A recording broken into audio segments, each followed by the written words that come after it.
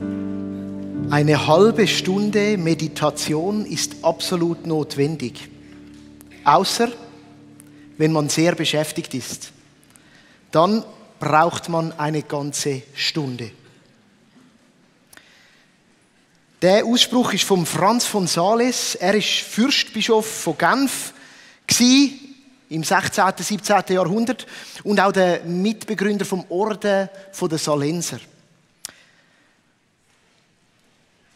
Die Aussage zum Start und jetzt ein Szenenwechsel. Wer von euch kennt das auch? Noch bevor der Wecker am Morgen schellt, liegst du schon wach im Bett. Vielleicht wie jetzt in meinem Fall konkret, weil deine Kinder schon vor deinem Wecker haben aufstehen. Entweder parat wie ein Pirat für den Tag, weil sie einfach so sind, oder vielleicht, weil sie schon die ersten Bedürfnisse haben, wo nur du ihnen Hilfe geben kannst. Vielleicht sind es aber auch andere Gründe, wie dass deine endlose To-Do-Liste, die schon wieder auf dich wartet, dich bis in die Tiefe von deinen Träumen verfolgt hat und dich mehr oder weniger sanft, aber ganz bestimmt und beständig an die Realität fernab von deinen Träumen erinnert hat. Und mit dieser Realität konfrontiert, könnte ich Franz von Sales, Fürstbischof von Genf, ganz schön die Leviten lesen. Was für eine anmassende Behauptung, weil mein Tag hat leider nur 24 Stunden und eine davon abzugeben, das wird schon sehr schwierig oder nur schon eine halbe. Und weiss er eigentlich nicht, dass morgen die Schule wieder losgeht und eben der Stress auf uns wartet und was alles ansteht und dass der nächste wichtige Fußballmatch ist, wo ich verfolgen muss. Oder dass ich mich dringend selber mal sportlich betätigen sollte. Oder dass Netflix eine neue Serie veröffentlicht hat. Oder dass man schließlich auch Geld verdienen muss. Oder dass im Fall ich die Person bin, die dann eben die Emotionen von meinem Haushalt abfängt und noch helfen sollte, bei ganz praktischer Natur bei der aufzugehen. Oder du kannst einfühlen, was du möchtest. Oder eine halbe Stunde Meditation ist absolut notwendig, außer wenn man sehr beschäftigt ist. Dann braucht man eine ganze Stunde. Als Kirche beschäftigen wir uns seit einiger Zeit immer wieder mit so geistlichen Gewohnheiten. Eine Rückblende auf vor 2 Jahren nach der Sommerferien sind wir mit einer Serie über den Sabbat gestartet. Der heilige Tag, der Tag, wo wir unser Leben auf Gott ausrichten und ihm weihen, uns freuen am Leben, ihn anbeten, dankbar sein für was wir haben. Vor einem Jahr haben wir Gemeinschaft in den Fokus genommen. Ein anderes Element vom geistlichen Leben. Nämlich, dass man das nicht allein lebt, sondern im Miteinander. Und bei all diesen geistlichen Gewohnheiten geht es darum, dass die nie das Ziel sind. Sie sind nicht das, was wir am Schluss in die Mitte von unserem Leben setzen, sondern sie sind eine weitere Ergänzung, eine Rahmenbedingung, könnte man sagen, eine Hilfe, damit unser Leben auf Gott hin ausgerichtet sein kann. Damit unser Leben von göttlichen Prinzipien geprägt sein kann. Und wie es mit so Gewohnheiten ist, sie brauchen Zeit und Geduld, um sie im Leben zu verankern. Man muss neue Abläufe und Routinen wirklich auch praktizieren. Man redet so von 90 Tagen, die es einfach braucht, bis du einen Ablauf integriert hast in deine Gewohnheiten. Sonst ist es keine Gewohnheit. Das heisst, es ist immer etwas Langfristiges. Darum wagen wir uns pro Jahr so eine Gewohnheit an. Und die Gewohnheiten sollen unser Leben auf Christus ausrichten und zum Blühen bringen. Helfen dabei, dass das Leben zum Blühen kommt. Und dieses Jahr wagen wir uns an eine sehr herausfordernde, wie wir schon vom Anfang vom Gottesdienst in der Begrüßung gehört haben. Wir glauben aber auch, dass sie ein riesiges Potenzial birgt. Die Stille und die Einsamkeit.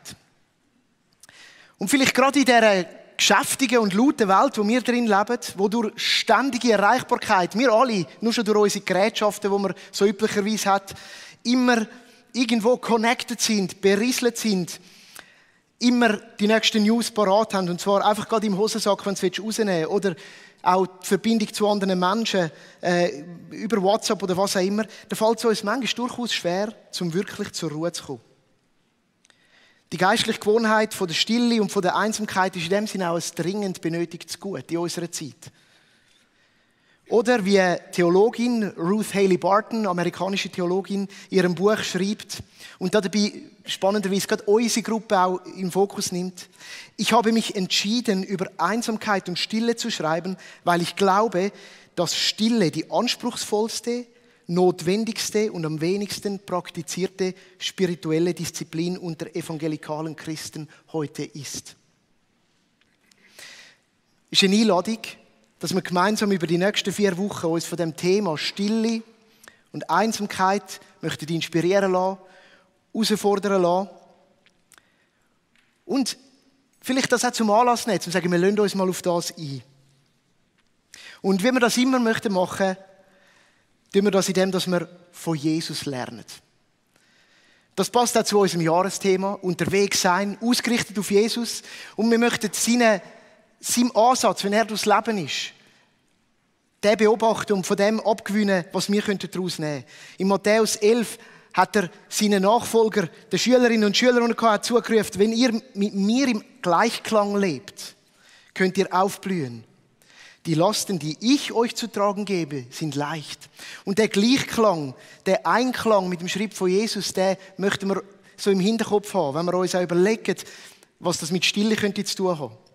Und etwas, was auffällt, ist, gerade wenn man die Evangelien liest, dass Jesus regelmäßiges und ein geordnetes Gebetsleben gehabt hat und dort ihnen insbesondere auch Stille und Rückzug oder eben Einsamkeit einen wichtigen Platz gehabt haben. So begegnen wir immer wieder Textstellen wie, eine habe ich beispielshaft dabei. Jesus aber zog sich in die Einsamkeit zurück, um zu beten, im Lukas-Evangelium. Kontext ist da, dass er gerade vorher mit einem Menschen in Kontakt war und der ist gesund geworden, heil geworden. Und er sagt dem, hängst nicht an die grosse Glocke und dann zieht er sich zurück. Aber das ist nur eine von diesen Stellen. Es gibt ganz viele. Es ist eine Fülle an Texten, die ich jetzt euch auflesen könnte. Immer auch wieder ein bisschen in einem anderen Kontext. Wir werden nachher noch mal ein bisschen auf das zurückkommen. Er zog sich in die Einsamkeit zurück. Was müssen wir darunter verstehen? Vielleicht ein paar Gedanken zu dem Wort, zu seiner Bedeutung und auch vielleicht etwas, was in der heutigen Zeit damit dann auch schnell auftauchen kann. Das griechische Wort, das da dahinter steckt, ist Eremos. Kann man dann wieder vergessen. Aber das ist das Wort, das mehr als nur Einsamkeit bedeutet, auch wenn es oft so übersetzt wird. An anderen Orten im Neuen Testament ist da damit die Wüste gemeint. Oder vielleicht fast ein besserer Begriff auch wieder für unsere Vorstellung, die Einöde, die Öde. Weil wir stellen uns ja schnell die Sahara vor, vielleicht noch mit einer schönen Oase. Und das ist ja dann dort der Punkt vom Rückzug, wo wir hingehen. Aber wenn wir vielleicht das Bild von der Wüste ein bisschen erweitern. Für mich kommt, wenn ich an Öde denke, immer auch einen persönlichen Bezug auf, nämlich die Weite von Lappland. Die einen von uns sind vielleicht dort heute das Jahr in der brütenden Hitze in der Ferien gewesen. Wo ich das letzte Mal dort war, war es nicht so warm gewesen, auch im Sommer. Aber es ist ein Ort, der eintönig ist, der karg ist. Und es ist faszinierend, visuell und die Weiten zu sehen. Und gleichzeitig auch macht es etwas mit einem. Weil man fühlt sich drin schon fast ein bisschen verloren. Einziger Farbtupfer sind meine roten Hosen in dem Gelände. Sichtbares Leben ist eigentlich nicht vorhanden. Es macht etwas mit einem, wenn man in so eine Öde kommt. Also so ein bisschen mehr als ein Bild, die karge Steinlandschaft oder eben gerade auch im Raum, wo Jesus ja gelebt hat, hat sie auch die Wüste, die auch noch mal ein bisschen anders ist als die Sahara. Das können wir uns vorstellen darunter. Dann ist das Wort Eremos auch schon in der griechischen Literatur verwendet worden. Und es wird dort als ein Ort beschrieben, wo es keine menschliche Aktivität gibt. Und das ist ein Kontrast, was es dann darstellt. Also es ist eigentlich ein Ort, der physisch leer ist und dadurch gewinnt es nicht gerade vordergründig Sichtbare an mehr Bedeutung.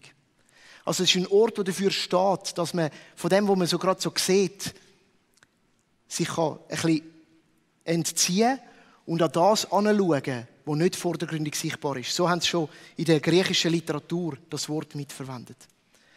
Und so kommt es auch in der Bibel immer wieder vor, nicht nur bei Jesus, wo wir es doch viele Mal lesen, aber der Ort von der Öde, von der Wüste, hat auch durch die ganze Bibel durch eine besondere Bedeutung.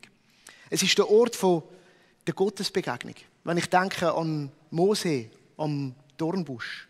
Es ist der Ort von den Läuterungen, auch von den Herausforderungen. Und da können wir auch weitere Beispiele nehmen. Jakob hat eine Begegnung in der Einsamkeit, in der Öde. Das ganze Volk, Israel, geht durch die Wüste.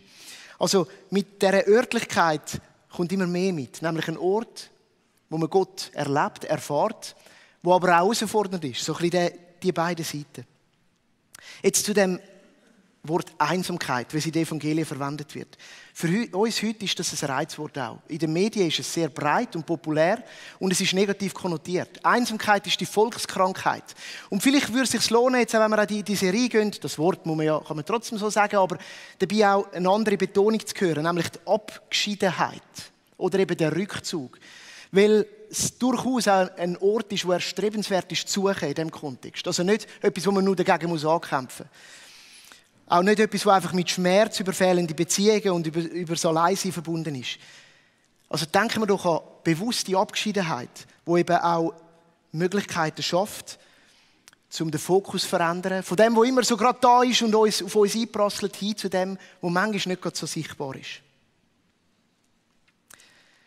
Jesus hat sich immer wieder in die Abgeschiedenheit zurückgezogen. Er hat es gemacht als Reaktion auf Ereignisse. Ein Beispiel ist, nachdem er gehört vom Tod von Johannes dem Täufer.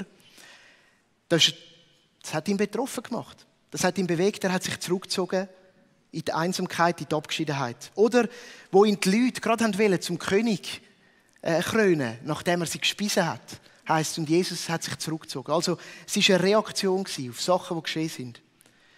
Es ist aber auch eine Regelmäßigkeit festzustellen. An verschiedenen Orten lesen wir, dass er früh am Morgen sich zurückgezogen hat. Also es scheint fast auch eben eine Gewohnheit zu sein, früh am Morgen, in der Morgenstunde, vielleicht auch, was noch nicht so heiß war, sich zurückzuziehen, bewusst. Und mit dem früh am Morgen kommt nochmal etwas mit sich, sicher auch als Vorbereitung auf den Tag, auf das, was vor einem liegt, nach einem Moment, wo das Leben vielleicht auch gerade erst wieder losgeht, sich die Zeit zu nehmen vom Rückzug. Das war also eine bewusste Geschichte. Es scheint, dass es Jesus wichtig war, immer wieder so einen Moment einzubauen, wo er allein sein konnte mit dem Vater, wie er ihm gesagt hat. Und er sich neu ausrichten konnte. Und seinem Beispiel sind auch erste Christen gefolgt. Und jetzt kommt das Wort nochmal Eremos. Daraus entstanden sind die Eremiten. Das kennt man heute manchmal noch. Die Einsiedler. Und die sind schon im 3. Jahrhundert, 2., 3. Jahrhundert nach Christus, hat es Menschen gegeben, die sich zurückgezogen haben, um sich ganz auf Gott auszurichten. Und aus denen ist auch die Mönchsbewegung mitunter entstanden. Das sind Gruppen von Menschen, die sich ganz Gott verschreiben und auch gerade der Rückzug ziemlich radikal leben. Auch das kann man natürlich manchmal kritisch beleuchten, auch als vielleicht ein bisschen zu fest Weltflucht. Wir sehen, dass das Beispiel schon früh auch in die christliche Tradition Einzug gehalten hat. Und von diesen Erfahrungen, gerade auch von diesen ersten Gläubigen, kann man sicher profitieren, ohne dabei gerade so radikal wie sie sich der Welt zu entziehen und alles von sich wegzuhalten. Oder wie der Niklaus von der Flüe, der seine Familie zurückgelassen hat, oben am Hügel und abgezogen ist in der Schweiz. Das ist auch so ein Kontext. Aber etwas lernen daraus von dieser Ausrichtung und von so einem Moment, von definierten Moment vom Rückzug. Und darin insbesondere auch von der Stille. Das möchten wir machen, ohne weltflüchtig zu werden, aber zu mit dem Einklang mit Jesus im Jesus-Rhythmus unterwegs zu sein. Ich freue mich sehr auf die verschiedenen Betonungen, die wir in den nächsten Wochen miteinander werden entdecken. Und heute fokussieren wir auf die Stille als einen Zustand oder einen Ort, aber es ist fast schwer zu sagen, von der tiefen Gottesbegegnung. Jetzt meine Geschichte ist die, ich bin aufgewachsen damit, dass man regelmäßig Zeit mit Gott verbringt. Und wir haben dem sogar gesagt, die stille Zeit. Und wir haben dann aber auch schnell oft angefangen, darüber zu witzeln oder sagen, eigentlich soll doch das nicht eine stille Zeit sein, sondern eben ein Dialog mit Gott. Die lebendige Gottesbeziehung, die muss doch gelebt sein und wir machen ja dann auch viel drin. Und ich bin mir bewusst, auch viele von euch haben diese Gewohnheit. Gratulieren, ist grossartig. Dass ihr Zeit mit Gott nehmt und wir lesen dort drin die Bibel. Wir beten aktiv, wie mit dem besten Freund, oder? Wir reden, wir besprechen unser Leben. Andere Menschen haben einen Zugang, insbesondere durch das Journaling oder Tagebuch schreiben. Und wir sind dann so ein bisschen zu dem Schluss gekommen, eigentlich soll es ja nicht eine stille Zeit sein, oder? Sondern eine Freundschaftsbeziehung. Und mir ist jetzt ganz wichtig, hey, das ist etwas Kostbares. Und wenn du das hast in deinem Leben, dann pfleg's weiter. Gottesbeziehung ist sehr vielfältig und bunt. In dieser Serie fokussieren wir uns aber auf den Aspekt, der vielleicht so in unserer Tradition manchmal ein bisschen zu kurz gekommen ist. Und man redet nicht mehr so gerne von der stillen Zeit. Wo vielleicht so ein bisschen in den Hintergrund geraten ist, nämlich, dass wir wirklich still werden von Gott. Aber wirkliche Stille, nicht einfach eine, die so heisst, aber gar nicht ist. Und vielleicht ist es auch etwas, wo jetzt für eine Saison mal ein bisschen mehr Raum einnehmen darf. Die Stille ist ein Zustand, wo wir Gott ganz besonders erfahren können. Und ich will so ein paar Aspekte daraus herausschälen. Das erste ist, die Stille ist ein Zustand, wo ich mit meinem ganzen Sein und meinem ganzen Wesen vor Gott kommen kann. Und das auch wahrnehmen. Die Juden verstehen unter der Seele nicht einfach einen Ort in uns drin, sondern unser ganzes Sein. Wir sind Seelenwesen. So schon im Schöpfungsbericht wiedergegeben, dass wir beseelt worden sind durch den Hauch von Gott. Die Seele ist alles, unser vitales Leben. Sie durchdringt unsere Organe, unser Physische und geht aber weiter hin zu dem, was man nicht sieht und kann greifen, nämlich unseren Empfindungen, Emotionen und Gefühlen. Die ganz guten Seiten da drin, aber auch die schwierigeren. Die nicht so geheiligten. All das zusammen ist im jüdischen Verständnis unsere Seele. Ein christlicher Philosoph, der Parker Palmer, vergleicht gerade auch die inneren Seelenempfindungen mit einem wilden Tier. Und jetzt, ich bin ja hobbymäßig auch noch ein bisschen Naturbeobachter, weil wir wohnen an einem schönen Ort, wo wir sogar aus dem Fenster den Biber sehen. Und den Eisvogel. Einfach zum ein bisschen Werbung machen. Und was ich schon gelernt habe, ist, wenn man so ein Tier sieht, auch wenn ich manchmal jogge und ein Reh entdecke, was macht man dann, wenn man es anschauen will? Laut schreien und weiterrennen? Nein, natürlich nicht, sondern man ist mal still und ruhig. Und wenn man Glück hat und der Wind nicht in die falsche Richtung zieht, dann kann man manchmal auf 10 Meter Angesicht zu Angesicht mit so einem Tier sein und es anschauen. Also man muss wieder ruhig werden, um es wahrnehmen, um es sehen. Und der Parker Palmer vergleicht das so wunderschön, dass die Seelenempfindungen von uns manchmal mit wilden Tieren gleichgesetzt werden können. Die Seele ist etwas Starkes, etwas Überlebensfähiges, aber auch etwas Scheues und Zurückhaltendes. Und wenn man ruhig wird, kann man es besser wahrnehmen, beobachten und entdecken. Und so kann die Stille ein Schlüssel dazu sein, uns selber besser wahrzunehmen. Und Gott mit allem, was wir sind, zu begegnen. Es ist dann nicht eine Seite von mir, die sie zeigen muss. Der joggende Dani oder der Aktive oder der Pastor oder der wer auch immer du bist oder was du so für Rollen und Titel hast, sondern es bist du. Mit allem. Und Stille kann uns helfen, das zuerst mal selber auch wahrzunehmen und dann bewusst so, das Gott auszubreiten. Die Stille als ein Zustand, wo mein ganzes Wesen vor Gott kommen kann. Und dann ein anderer Aspekt, der aufs Gegenüber eingeht, wo wir in der Stille eben Begegnung haben, nämlich auf Gott. Das ist die Stille als ein Zustand, wo ich Gott umfassender wahrnehmen kann und vielleicht auch erfahren. Weil die Erfahrung ist entscheidend. Wir leben in unserer Zeit mit einem starken Fokus auf unseren Verstand, aufs Wort, das gesprochene Wort, aufs geschriebene Wort, aufs Wissen und in der Schweiz insbesondere, aber allgemein auch auf unsere Leistung. Und ich würde sagen, das drückt sich oft auch in unserem Gebetsleben aus und in der Beziehungspflege mit Gott. Da ist auch viel Aktion drin. Wir lesen die Bibel. Wir wollen mehr verstehen. Wir ringen intellektuell mit Fragen. Alles gute Sachen, um das auch nochmal unterstreichen. Wir suchen nach theologischen Begründungen. Wir leben aber auch Gotteserfahrung aktiv, im aktiven Worship, in der aktiven Anbetungshandlung. Oder dann vielleicht noch ein bisschen anders konnotiert, in der praktischen Hilfe zu den Menschen. Alles Sachen, wo uns auch Jesus dazu aufgefordert hat, das zu tun. Die Stille ist ein Kontrast zu dem.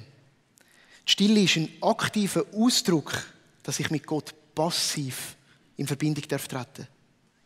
Das heisst, ohne dass ich irgendetwas tun muss. Ich muss nicht mal beten. Vor und mit Gott still zu sein, ist seine Einladung an uns, dass wir bei ihm absolut, ohne irgendetwas zu bringen, ohne jegliche Leistung angenommen sind. Weil er uns gern hat. Weil er uns liebt. Und so etwas hört man schon raus, wo er seinen Jüngern sagt, wie sie beten sollen. Das ist die berühmte Stelle, wo dann das Vater unser formuliert, wie wir es heute kennen. Und gerade im Nachklang heißt es, und wenn ihr betet, sollt ihr nicht viel plappern, wie die Heiden. Denn sie meinen, sie werden erhört, wenn sie viele Worte machen. Das kann man sich allgemein ans Herz nehmen für das Gebetsleben. Man kann es ein bisschen weniger auch nehmen. Und eben vielleicht sogar manchmal muss man gar kein Wort nehmen, sondern man darf sein vor Gott. Weil Gott kennt uns. Durch und unser Innerste. So nehme ich Gott wahr als ein Gott, der keine Leistung von mir erfordert. Und ich demonstriere das in der Stille. Und ich nehme ihn auch wahr als das Gegenüber, wo mich erkennt, wo will mit mir zusammen sein. Nicht das Gegenüber wie deine Freunde, deine Familie, deine Partnerschaften.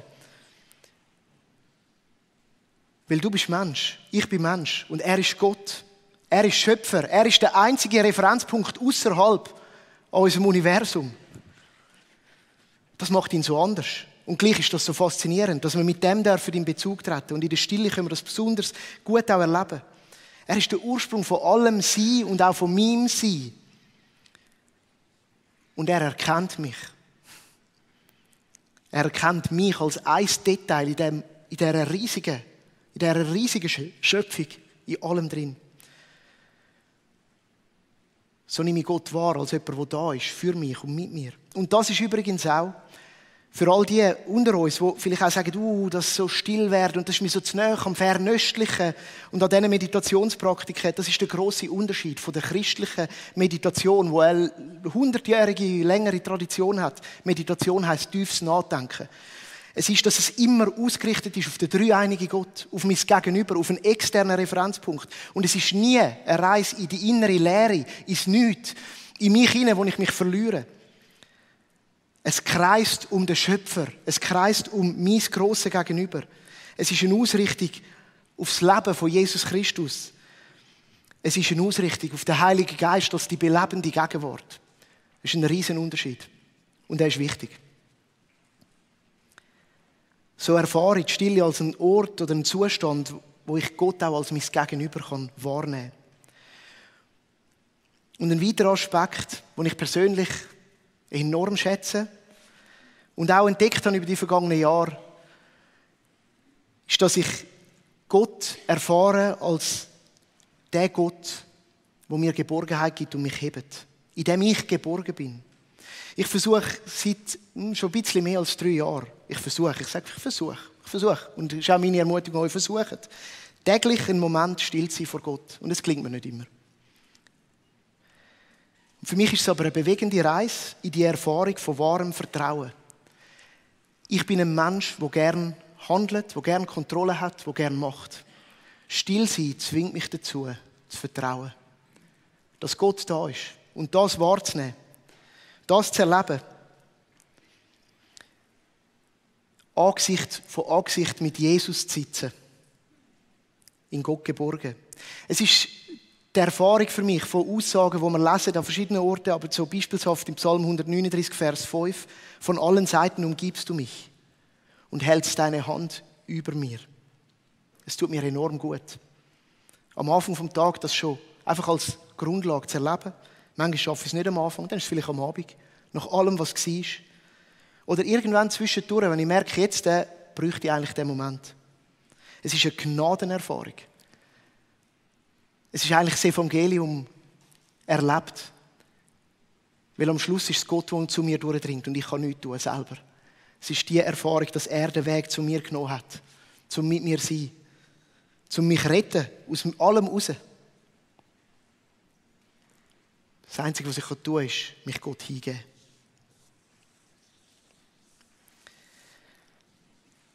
Die Stille also mit so 2 Aspekten. Zustand, wo ich mit meinem ganzen Sein, mit dem, was ich bin, kann vor Gott kommen, aber auch ein Zustand, wo ich Gott umfassender wahrnehmen kann. Erleben und erfahren. Wir möchten in dieser Serie nicht einfach über das reden und das kognitiv erfassen, auch wenn das ein wichtiger Teil ist, sondern wir möchten es auch praktisch werden lassen. Und ich hoffe, ich kann euch ein bisschen lustig machen. und motivieren, zu sagen, vielleicht wage ich das mal. Und damit wir das schaffen oder dass das uns gelingen kann, bei so Gewohnheiten ist es immer hilfreich, wenn man vielleicht auch etwas hat, wo man sich daran heben kann. Und so möchten wir euch durch diese Serie immer wieder auch so praktische Impulse geben, wie man so einen Moment vom Stillwerden auch in Unterschiedlichkeit gestalten kann. Und so möchte ich euch auch heute auf so eine praktische Übung mitnehmen, ganz konkret Stillwerden vor Gott. Und das Erste, was ich entscheidend wichtig finde, ist, und da komme ich so ein bisschen zurück zu dem Franz vom Anfang oder eben Franz von Sales oder wie er geheissen hat. Ich meine, eine halbe Stunde, das kann uns schon massiv überfordern. Wie schaffe ich das? Und so ist mein Zuspruch, hey, fang klein an, start im Kleinen und dann darf es wachsen. Aber start und mach eine Gewohnheit daraus. Das heisst auch, gib ihm eine Priorität, gib ihm einen Ort. Vielleicht heisst es einen Agenda-Eintrag, der dich daran erinnert, weil die Gewohnheit noch nicht da ist.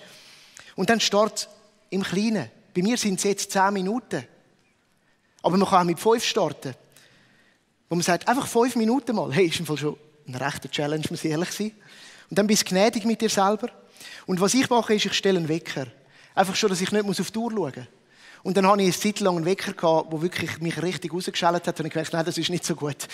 Dann bin ich aufgeschreckt. Manchmal stößt mich ja dann tatsächlich auch weg in diesen Zeiten, gell? Kann es auch geben. Und jetzt habe ich so einen sanften, heisst irgendwie Morgen erwachen. Der ist noch recht gut. Also das ist einfach mein How-to, ein kleiner Tipp. Aber der Wecker hilft mir auch, dass ich wirklich nicht mich auf die Zeit konzentrieren muss. Und dann gibt es auch ganz viele hilfreiche Zwischenschritte, um überhaupt das anfangen, wo wir euch über den QR-Code die ganze Übung könnt ihr euch herunterladen, ihr könnt es auf euer Handy nehmen oder die Small Group besprechen. Und es hat auch weiterführende Links zu einer tollen App und zu einem Podcast, der auch über so konkrete Gebetsformen redet. Das ist ein Hinweis für euch, um das vielleicht auch noch mitzunehmen. Aber fangen wir ein bisschen an, ganz wichtig. Und dann das Zweite ist, es kann sich lohnen und viele Leute machen eine gute Erfahrung damit, um einen fixen Ort zu haben, wo man das macht. Oder vielleicht ein paar fixe Orte, vielleicht einer irgendwo im Umfeld von deinem Arbeitsplatz, vielleicht einer daheim.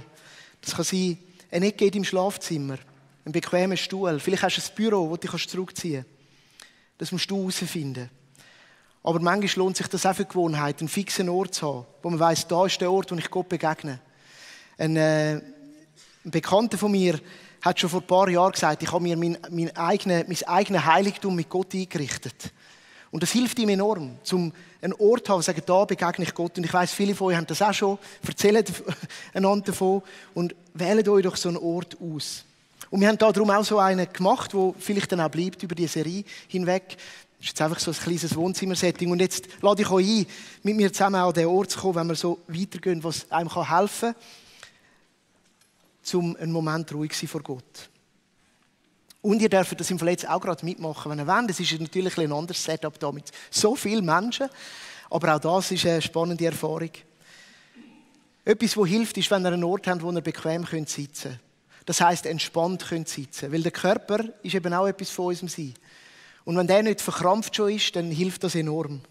Also wo man vielleicht auch die Füße mit Bodenkontakt, wo man auch mit dem Körper seine Offenheit ausdrücken kann. Es kann sein, dass man die Hände offen anlegt, aber alles ohne Pflicht. Das ist einfach eine Möglichkeit, um auch auszudrücken, dass man jetzt so vor Gott sein kann. Und dann hilft es, wenn man einfach auch mal tief durchschnauft. Das sind einfach physiologische Geheimnisse dahinter, dass durch die Atmung sich der Körper entspannt und Gelassenheit einzieht. Und dann ist es aber auch symbolhaft. Eine bewusste Atmung kann dir in Erinnerung rufen, dass Gott dir den Lebensatem geschenkt hat. Von ihm kommt das Leben. Er ist das Zentrum vom Leben.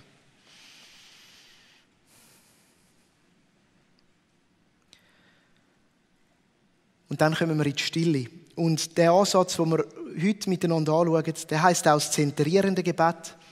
Es gibt eine abgewandelte Form einfach als das Jesus-Gebet. Und zwar ist es eine kleine, haltgebende Struktur drin, die nicht uns einfach in die Stille rührt, wo wir verloren in unseren Gedanken sind, sondern uns hilft, uns wieder auszurichten. Und zwar machen wir das in dem, dass wir so ein heiliges Wort oder einen Satz wählen, wo man innerlich still repetieren und vor Augen haben. Er soll unsere Offenheit für Gott ausdrücken. Und er kann uns sanft helfen, uns vor Ablenkung zu schützen, weil die Gedanken gehen dann schnell, werden wir noch sehen. Am besten eignet sich ein Wort oder vielleicht 2 oder 3. Besonders gut ist, wenn man sich auch mit der Atmung zusammen innerlich vor sich herreden, ohne dass man die ganz bewusst vor sich haltet. Ich habe ein paar Beispiele.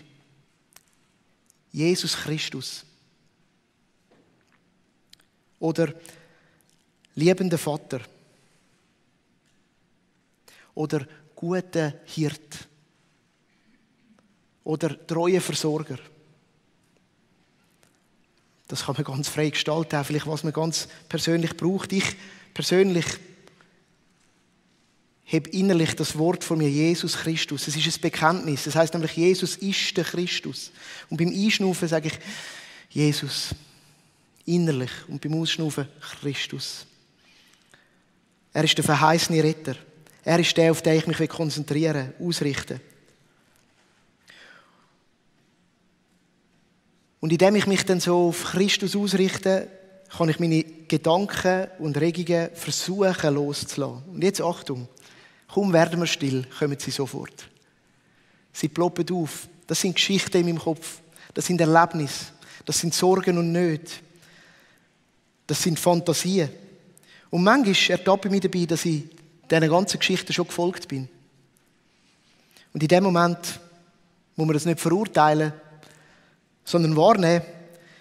Und dann kann man eben zurückkehren zu dem Jesus Christus, liebender Vater. Ich konzentriere mich auf dich. Ein anderes, vielleicht hilfreiches Bild ist, dass man die Gedanken, die so aufkommen, wie Wolken sieht, wo man wahrnehmen darf, die ziehen vorbei. Und die sind ja da auch. Und dann lässt man sie aber auch wieder los. Vielleicht vertraut man sie ganz besonders auch gerade Gott an. Und kehrt zu seinem Jesus-Wort, zu seinem heiligen Wort zurück. Und so ist man dann vor Gott. Und zwar ohne fixe oder messbare Erwartung. Und das fordert mich am meisten raus. Ohne ein Ziel. Ohne eine Pflicht. Und ehrlich gesagt auch ohne, dass ich nachher zwingend muss ein besseres Gefühl haben. Weil das wäre wieder ein Trick. Es geht nicht um das. Sondern einfach da mit Gott, der mich kennt, der mich liebt, der mich annimmt und der mir zeigt, wer ich bin. Mit allem. Und mich in dem auch liebevoll umschließt.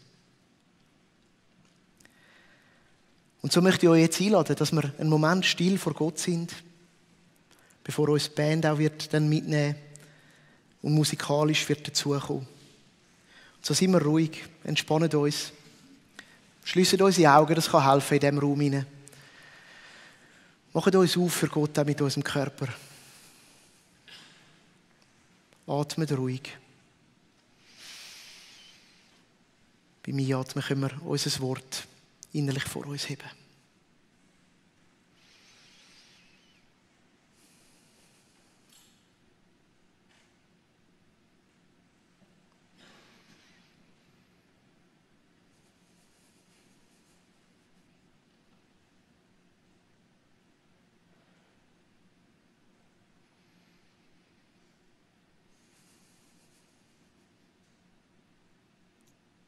So sind wir da mit Gott.